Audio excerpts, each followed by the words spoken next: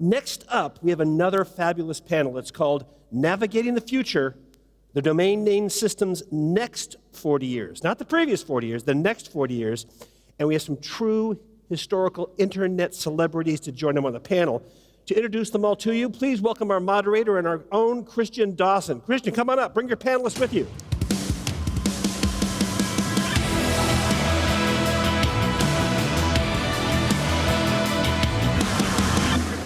Here are the internet celebrities, not me. But thank you, Jeff. Thank you very much for that.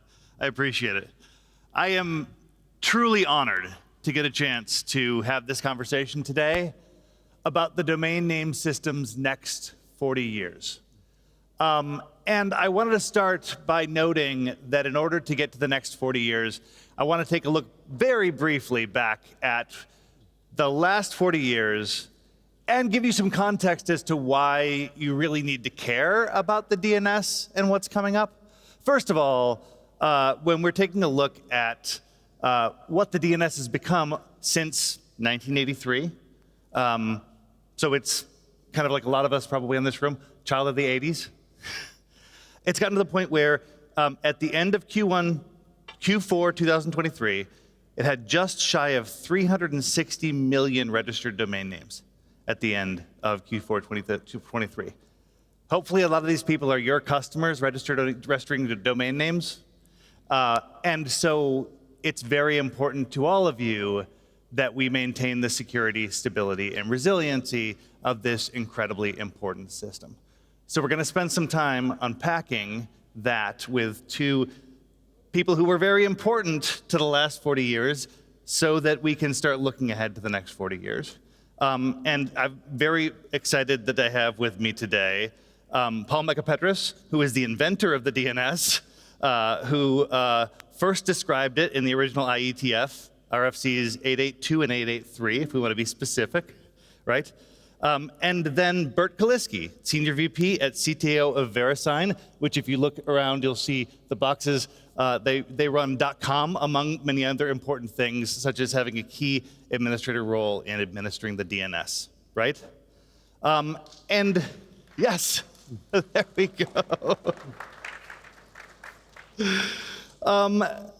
So I'm really interested in unpacking a little bit about how we have developed, how the secure and stable design that you introduced to the world 40 years ago has done, what has surprised us, what are the successes, what are the failures, and then eventually we're going to get to a point where we're going to start to look ahead as to what is coming next. So I guess what I'd like to do when we're starting out is to examine, looking back over the past 4 decades, I want to see what, you're looking at a DNS that has had some changes, maybe not a lot of changes from the original design. And I would like to know if there are some things that have happened that have been expected. We now are at the point where we're looking at 360 million registered domain names, right?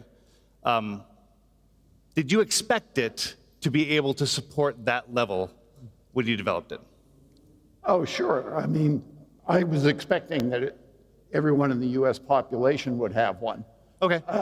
For example. Okay. So that was a rough order of magnitude, and that was certainly kind of the design point I had in mind from a standpoint of scalability. From a standpoint of the things that surprised me, one of which is computers are like 1 million times faster, memory is 1 million times cheaper, fiber optics is 1 million times faster, but we still have limitations of 576 byte packets. That both crimp the DNS's style because some digital signatures are bigger than the data, or most are, which is kind of a little bit odd, I think, but and we're still trying to deal with that. If we had bigger packet sizes, DNS would work better, and the security would work better, and IPv6 would work better. So I don't understand why we don't. But at any rate, we don't. So we struggle to deal with it. I think that personally, for me, designing the DNS was a way to get out from under doing measurement studies that were competitive with the great names of computing at the time, and it was a project that was given to me only because nobody thought it was important. Okay. Which is the same thing that Bob Kahn and Vince Cerf say about how they got to do IPTCP, is that nobody thought it was important, so they just kind of went wild. Yeah, okay. I'll be interested in a moment, Burt, to hear the same answer from you. But I want to unpack a little bit more the part of the question that had to do with how closely the DNS of today aligns with your original design, in your eyes. Well, first of all, I think that an interesting design, you can't predict all the uses it will have. Sure. Okay, so if I could predict all the uses starting back at day one, it wouldn't be an interesting system. So, in order to be successful, I think some of these things have to not be predicted. I did predict a bunch of things. Some of them were kind of left as a paint by numbers in the original spec.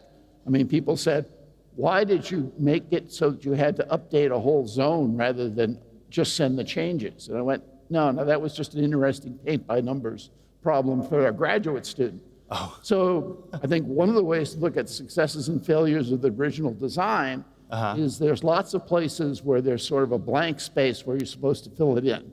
Got it. Whether it got filled in and whether it got filled in a useful way is one of the ways to look at the successes and failures, hits and misses in the original design. Got it. Now, Burt, I know that you've got a long history of working with the DNS. It may be not as long as Paul's, right? But within the context of your experience, right? Sort of the same question. Can you share an example of where things in the design of the DNS have worked as designed, and where there have been changes or things that just really surprised you? Well, I'll give a couple examples. So thinking of how you designed this originally, but it's often helpful to go back to documents that are 40 plus years old, and the principles still hold true. You wanted to be able to associate names with records and with a hierarchical structure. And so in some sense, the question is what kinds of records would be associated over time. Now, the classic one, and often when we're describing DNS, this is the one we arrive at, is a record containing an IPv4 address. The A or address record from early days. So it's not really that surprising that another 10 or so years there would be a quad A record. You'd recognize that as an IPv6 address, 4 times as long. Quad A was a natural extension. There are a lot of other things you could associate with domain names. And it was surprising not at first to see much more than a limited set of records, especially given that the domain name system was the foundation for navigating on the web. And there are a lot of things about websites that might be convenient also to store in the DNS. So what I found gratifying over recent years is seeing a renewed interest from the web design community in putting things in DNS. One of the recent examples is the service binding record, SVCB, that gives you some configuration about the web server you're about to interact with that can then help you to optimize the connection that you'll make to that particular IP address. Yeah, there's a family tree there where there was the MX record, which kind of like enhanced the address record for mail routing, and then you get a succession of ideas where you put in more data and get better performance and better selection of services. Right. Paul, you started talking a little bit about DNS security. And I'm wondering if we could spend a little bit of time taking a look at security. Obviously, I think that a lot of us have been talking throughout this week about different aspects of cybersecurity, right? And when it comes to the DNS, which we've already identified as being extremely important to our businesses, we've got the domain name system security extensions, or DNSSEC, and DNS encryption as examples of initiatives that have been trying to build additional layers of security onto the DNS. Could we spend a little bit of time talking about sort of what's going on with DNS security, and maybe that we can start to get a little bit into the future and talk about what maybe should exist? Yeah, well, I've always thought that DNSSEC would catch on for some high-value application, whether it's money transfers or something where the security was really important. Yeah. And then people would get good at it, and it would get to be used for progressively less and less important things. Just like internet bandwidth, right? First of all, it was air defense against World War III, and now it's for sending pictures of cats. Okay, you just move through the less and less useful applications. I think the thing that surprises me about DNS security today is that it's taken a long while, and you have DNS privacy, which is sort of an allied concept. And right now, the thing that's kind of disappointing to me about that is it seems to be forcing us towards a centralization in the internet. Okay. Partially because we have these cases where it's expensive to do the crypto work. Okay. In particular, there's one new attack where basically you spend too much time looking at bad certificates. And so it would take 15 hours to complete one query on an average server against an attack. So I think what that may be moving us towards is something where you think about having more centralized services, and you use DNS protection to directly connect to it, and they take care of securing the records, and they say, well, you don't need to actually take care of it as an end user. We'll have secure answers, we'll protect you, but that forces you towards a centralized configuration. And it makes business sense. It doesn't necessarily warm the hearts of us old internet guys. Who are concerned about like resiliency concerns, about centralizing too much. Is that right? Okay. I mean, and the other thing, of course, is that in the business world, what you want to do is you want to capture the advantages of distributed computing for yourself. Yeah. And you might let it go out to the customers too, but the prime directive is to capture it. And that's what you see in cloud structures and so forth. Burt, you spent a lot of time thinking about security of the DNS. And I've presented a couple times related to that topic. Last year, those of you who may remember my talk about post-quantum cryptography, and Paul, you already mentioned how large signatures are. They get even larger with the leading digital signature algorithms being standardized for post-quantum cryptography. That seems to be one of the trade-offs you make to resist potential attacks by quantum computers in the future. So in the DNSSEC world, it is so important for authenticity and integrity if you're relying on DNS as an authoritative source that is transferable to third parties. So if you yourself contact a DNS server and you get a response, you may have some trusted relationship with that server. You can be confident that the response that you receive is the correct one, or you might have other ways of mitigating if it happened to be incorrect. But if you want to convince someone else, I looked up this information, and you pass it along to them and say, trust me, they may want to go back to the source, and that's where DNSSEC has proved important. New use cases of DNS draw on this trust model when you're linking a domain name into an application that doesn't directly interface with DNS servers, but instead is looking for the chain of trust with the digital signatures on that information. So in that world of integration, DNSSEC remains important. The size consideration is still significant, though, if you're trying to proportion your system to the size of DNS records rather than the size to signatures, and those are some of the ideas I shared last year. Yeah. Well, that's fantastic. Okay. So we've talked a little bit about the long-lasting success and the resiliency of the DNS system, and now we're talking about the things that are happening in order to ensure that it's secure. I think we're ready to start talking about the future.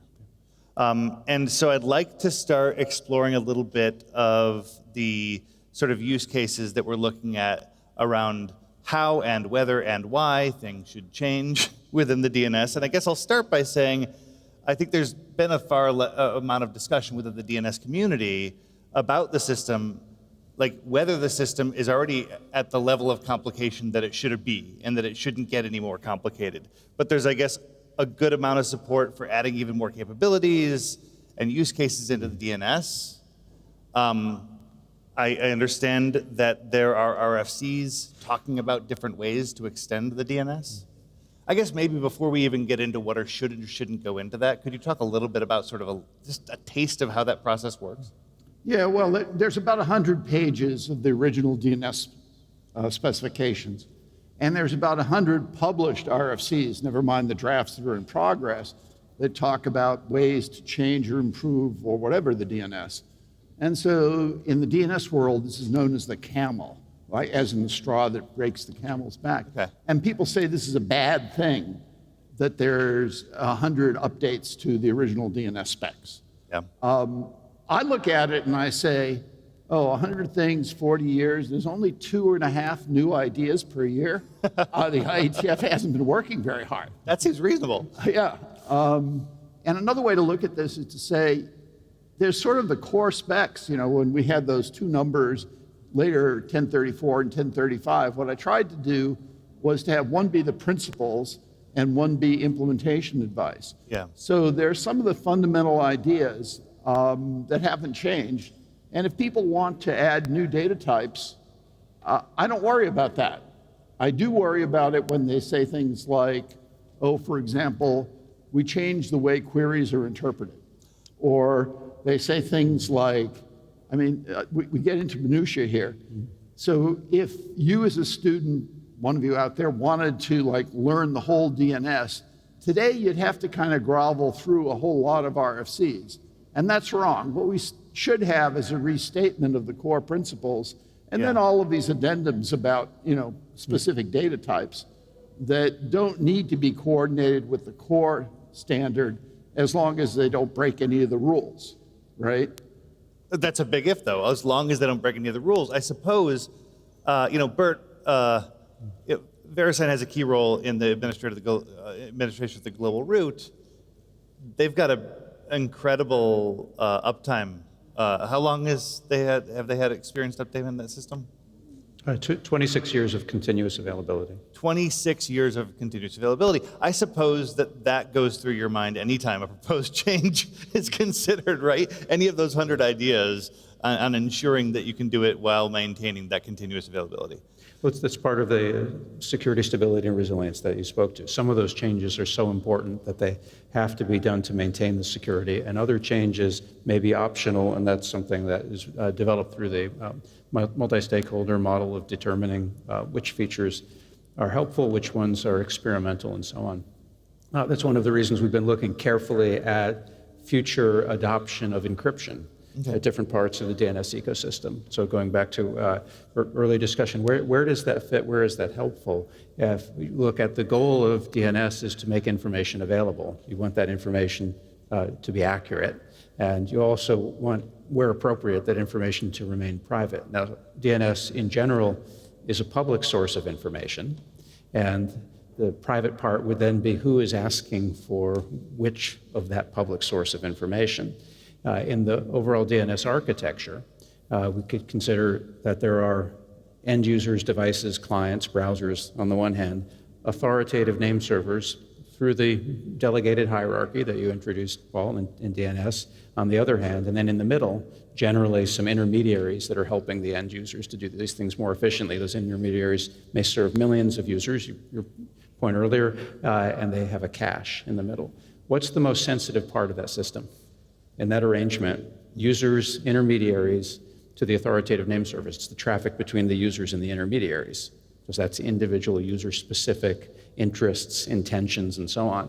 Between the intermediaries and the authoritative name server is relatively less sensitive because it's aggregate requests at a particular point of time when the cache entry has expired and so on at scale. There's other cases that it may be more sensitive, but availability becomes a priority. Being sure that whenever that request is made from this intermediary to the authoritative name server, we have the protections. So a lot of what we think about as a contracted operator with our commitments to security, stability, resiliency, availability, and so on is how do we make sure that those goals are maintained, adding just the right features at just the right time into these interactions? Yeah, I mean, I agree that that's all important. I think actually, though, when you talk about who are the alpha predators of privacy invasion, you have, you know, the Googles and the Amazons and so forth of the world. One of my favorite examples about DNS privacy is that last time I bought a car, when I got home, I had an email about that car. And you might say, oh, somebody snooped my DNS traffic. but actually the email was about the particular color of paint for touch-up. That didn't come from the DNS. So, I think that it is important in a lot of contexts to protect that traffic, but in the scheme of the threats to your privacy in the internet, I'm not sure. It maybe is the bronze medal of privacy invasion, but it's nowhere near the top of the heap. As I've been walking around CloudFest and getting involved with lots of different talks, I've heard, we were just talking about different use cases, right? And people, when they're bringing new ideas, they're to fit different use cases. And I hear lots of people talking about different use cases, blockchain, social media, Web3, the metaverse. I don't know that it's a specific use case, but there's a lot of talk about AI. In fact, I needed to mention AI. I think in every session, you need to mention AI at least once. But maybe just to indicate that things will continue to change and continue to evolve. It's clear from what you just said that you want to take those things under consideration for potential additions to the DNS without changing the foundational protocol. But how do you prioritize what to change? I think there's two ways to think about it, one of which is how do you improve what you already have? And the other one of which is things that you can only imagine. For what you have, I kind of think I missed the boat personally when instead of doing digital signatures on DNS, we probably need to do something more like access control, as you have with file systems where you can say who can access that kind of information. That's just kind of me. Bigger packets would help a whole lot because we have these inherent problems these days with IPv6 and DNS. And for the future, I think we could maybe steal some ideas from the crypto guys. Interesting. It always reminds me of Marie Curie, whose life work on radiation killed her. There's a bunch of these crypto guys that are going to hurt themselves, financially at least. But it's a very powerful technology that can't be denied. So we got to be careful. Okay, very interesting. Well, we're down to our last minute, so I really want to be somewhat direct and we'll ask you to help me figure out, if we're looking at the domain name system's next 40 years, what kind of changes do you think will definitely be coming in the DNS and why? I expect to see more use of the DNS in more contexts, but in the following sense, not necessarily more use of the protocol, and the protocol will continue to evolve, more use of the data. Because the data is a reflection of community investment in a system that serves all kinds of applications.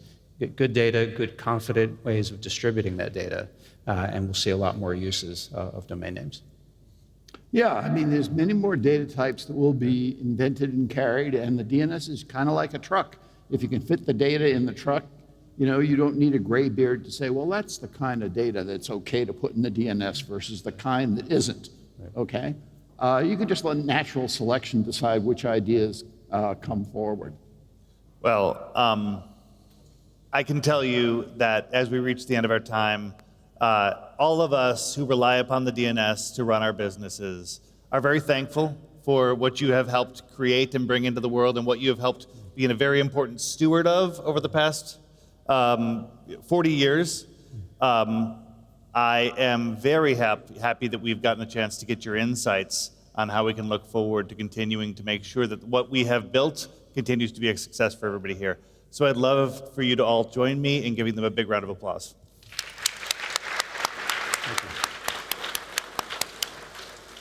Thank you. Thank you, gentlemen.